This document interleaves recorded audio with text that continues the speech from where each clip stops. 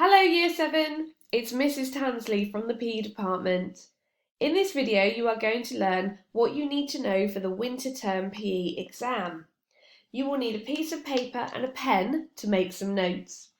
The information in the winter PE exam will also be repeated in the spring and summer exams, so make sure you come back and watch this video during the year to remind yourself of what you need to know. On the screen here is everything you need to know for the exam. Pause the video now and read it. Warm-ups prepare your body both physically and mentally. Pause the screen and write this information down. Physically, your heart rate will increase, your body temperature will increase, your breathing rate will increase, and the amount of oxygen and blood in your muscles will increase. It will also increase your flexibility and the pliability of your ligaments. What I mean by that is the warmer your body is, the more flexible it is. Warm-ups also prepare your body mentally.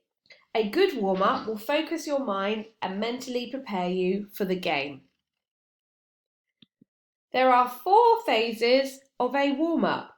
Pause the screen and write all of this information down. Stage 1 is a pulse raiser.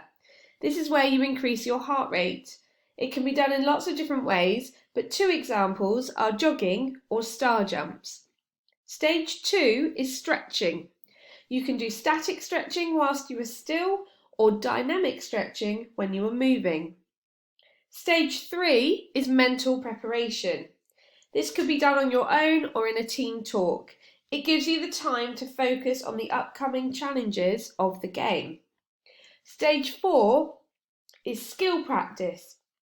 For example, if you were playing football, you may practice your passing and dribbling, or if you were playing basketball, you may practice shooting.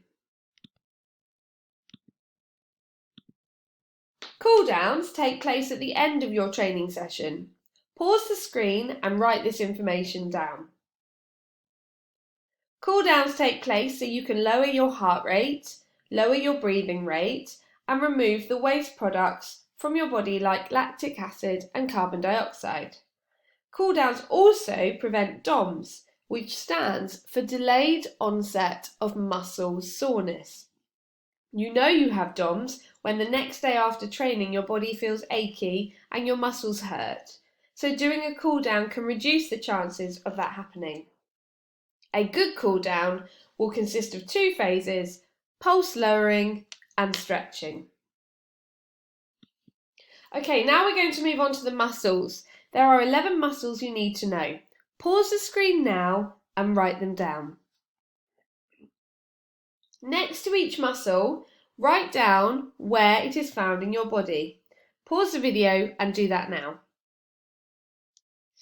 Okay, let's go through them and see if you got it right. The trapezius muscle is found at the back of your neck. Deltoid is found on your shoulder.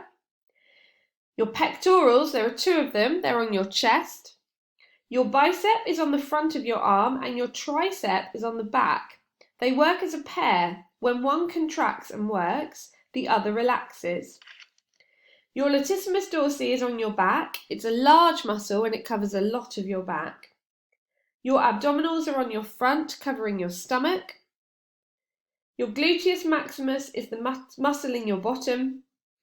Your quadriceps are at the front of the upper part of your leg.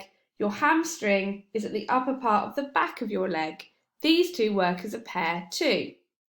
Your gastrocnemius is at the back of your leg under your knee. It's better known as your calf muscle, but you need to know the scientific name for it, which is gastrocnemius as well. Now pause the screen and see if you can name the muscles on your body from memory. Start with the quadriceps in your legs. See if you can tense the muscle in that part of your body and feel it contracting. Next up, we have bones. Take a look at this picture and write down all the names of the bones that you can see. You need to know the names of all of them and where they are found, so you could label a diagram in an exam. The ones on the left make up the axial skeleton, which are the bones that make up our skull and our spine.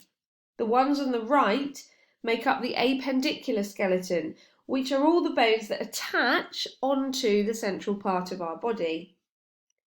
Lastly, you need to know that there are 4 types of bones in the human skeleton. They are long, short, flat, and irregular. Long bones support our weight and facilitate movement. They help us move. For example, our tibia and our fibula. Short bones are shaped like cubes, so our tarsals and our carpals. Flat bones protect our internal organs, so our cranium in our skull and our sternum and our ribs protect our lungs. And irregular bones have complex shapes, so our patella and our vertebrae. To finish your challenge, you need to see if you can answer these questions.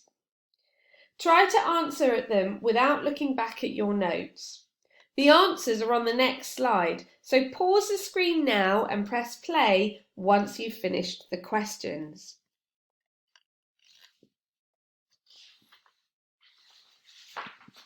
Here are the answers. Check your answers and give yourself the mark if you get it correct. The total number of marks you can get is 28.